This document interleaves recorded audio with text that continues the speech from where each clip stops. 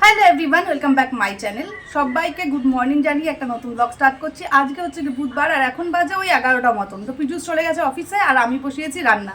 তো আজকে এই যে ঘরটা দেখো, এই ঘরটা হচ্ছে গিয়ে আমাদের সেই ঘরটা যেই ঘরটাতে আমরা শিফট হয়েছি। মানে হচ্ছে গিয়ে সেই হন্টেড ঘরে আজকে নতুন ব্লগ। মানে হন্টেড বলতে আমার কাছে একটু হন্টেড লাগে। তো যার জন্য এই যে ভাইকে রেখেছিলাম।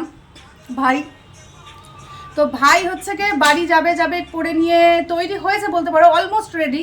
শুধু ড্রেস পরবে, খাবে আর যাবে। কিন্তু এখনও ওর মনের অবস্থা দেখে মনে হচ্ছে ও যাওয়ার কোনো রকম ইচ্ছা নেই। তো আমার ছেলে আমাকে যাওয়ার সময় বলে গেছে, মামা যেন বাড়ি না যায়। মানে ওকে আমি রেখেছিলাম সেই জন্যই আমার এখানটায়, যে আমার এই ঘরটা একটু ভুতুরে লাগে। হ্যাঁ, কেননা আমি আমার ঘরেই অভ্যস্ত, আমি অন্য ঘরে থেকে অভ্যস্ত নই। তো আমার ঘরটাতে একটুখানি, এই ঘরটাতে একটু আনকমফোর্টেবল হচ্ছে। মানে এই ঘরটাতে শুধু কি বলবো, স্বস্তির জায়গা বলতে পারো এই বিছনাটা, যেই বিছনাটার মধ্যে বসে শুয়ে একটু শান্তি পাই। আদারওয়াইজ কোনো জায়গায় আমি একটুও শান্তি পাচ্ছি না এই ঘরটার মধ্যে। তো ঘরের অবস্থা তো বুঝতে পারছো, কোনোখানে কোনো জিনিস ঠিক নয়।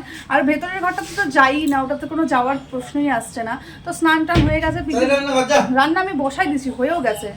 ওকে দেখে তোমরা কে বলবে যে ও যাওয়ার জন্য রেডি হয়েছে? যাওয়ার জন্য রেডি অ্যাকচুয়ালি হয়নি। পিজুস বাজার নিয়ে এলো, বাজার থেকে আসার পর পিজুস ওকে বলছে, মানে আমার বাড়ি থেকে মা বাবা সবাই বলছে যে ও তো অনেকদিন হলো আসছে, ওকে একটু দরকারে আনছিলাম। হচ্ছে গিয়ে ও একটু দরকারেই কাজে আসে, বুঝলে। তো ওকে আনছিলাম হচ্ছে গিয়ে আমাদের এই ঘরের অবস্থা তো খুব শোচনীয়। রান্নাঘরে ঢুকলাম, রান্নাঘরটাও শোচনীয়। তো মাছের ঝোল আমি করে ফেলেছি, এদিকে রান্না বাকি আছে কিছুটা।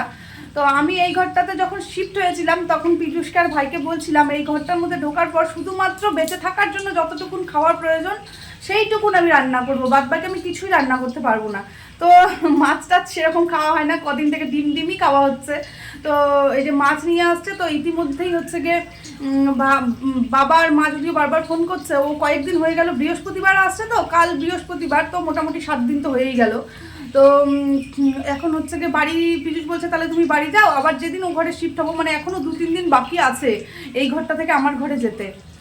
তো ওই জন্য হচ্ছে কি বলছে তাহলে 2-3 দিন পর আবার এসো। তো যাই হোক, এখন ওই জন্য একটু তাড়াহুড়ো করে রান্নাটা করে নিচ্ছি যেন ও খেয়ে যেতে পারে। তো পীযূষ তাড়াহুড়ো করে অফিসে চলে গেল। এবার ওকে দিয়ে আসার জন্য হয়তো, মানে বাস স্ট্যান্ডে দিয়ে আসার জন্য পীযূষ আবারও হয়তো একটু আসবে। তো চলো আমি ফটাফট যেটাই রান্না করছি ওকে খাইয়ে দিই, মানে দিয়ে দিই খাবারটা। ও খেয়ে দিয়ে ও চলে গেলে যে আমি কি করব, আমার এই ঘরটার মধ্যে খুবই ভয় লাগে। আমার ঘরের অবস্থা দেখো যেখান থেকে দেখবা সেটাই ভয়ঙ্কর। মানে আমি থাকতেই পারি না একা এই ঘরটার মধ্যে। তো যাই হোক, চলো যেতে তো হবেই। আরে দাঁড়াও, বেচারা চলে যাচ্ছে। তুমি সরো এতক্ষণ ধরে কি করছিস? হ্যালো কর। হ্যালো গাইস, নমস্কার। বেচারা 1 ঘন্টা থেকে রেডি হয়ে বসে আছে, পীযূষও নিতে আসে না আর ওইও যাইতে পারছে না। তো পীযূষ আসছে ওকে নেওয়ার জন্য। যাও বেরো। এখন কটা বাজে? 12টা বাজে।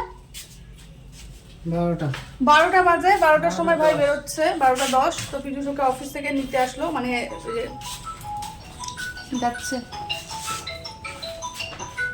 আমি একা থাকবো ভূতের মতন, আমার ব্যালেন্স নাই কিন্তু মোবাইলে।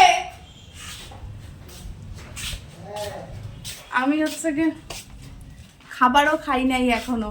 ভাই গেল, ভাই অনেকক্ষণ থেকে রেডি হয়ে বসেছিল। তো হচ্ছে গিয়ে ও পীযূষকে ফোন করলাম যে হচ্ছে গিয়ে তুমি ওকে নিয়ে যাও, নিয়ে একটু বাস স্ট্যান্ডে উঠাই দিয়ে আসো, বাসে উঠাই দিয়ে আসো। তার ওই ঘরে যাই, ওই ঘরে গিয়ে নিয়ে একটু দেখি।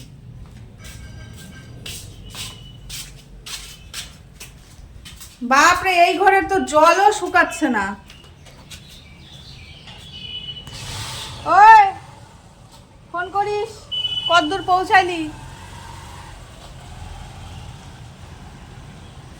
গেল।